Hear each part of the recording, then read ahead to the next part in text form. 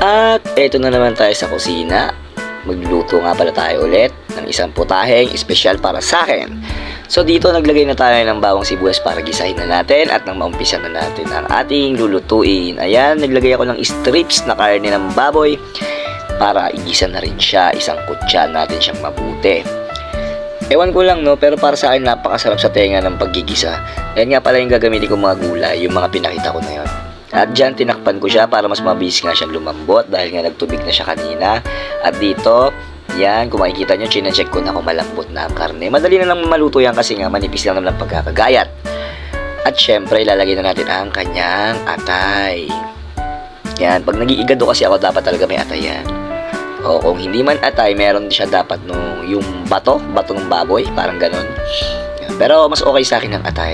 Kasi may iba siyang lasa dun sa sarsa na itutulong. Nilagay ko na nga pala yung bell pepper, carrot, ceiling green. Ayan, naglagay na rin ako ng toyo dyan.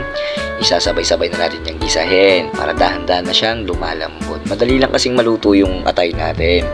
So, dapat yan hindi yan na-overcook kasi pumapangit, tumitigas siya. So, kaya nilagay ko yung atay, konting gisa, then sinunod ko na kagad yung gulay.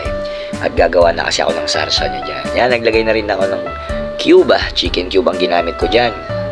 And then bechin, naparami nga ang bechin ko dyan eh. So, ayan. Siyempre, yung igado ko, medyo may twist. Ginagadan ko siya ng cheese. So, gusto ko kasi yung sarsa niya, medyo may konting lapot. So, yun yung tinutulong nung cheese na sarsa. Tsaka meron na rin siyang alat din na binibigay. So, ayan, palambot na ng palambot yung ating igado. At dito nga't luto na ang ating igado. Tara, kain tayo.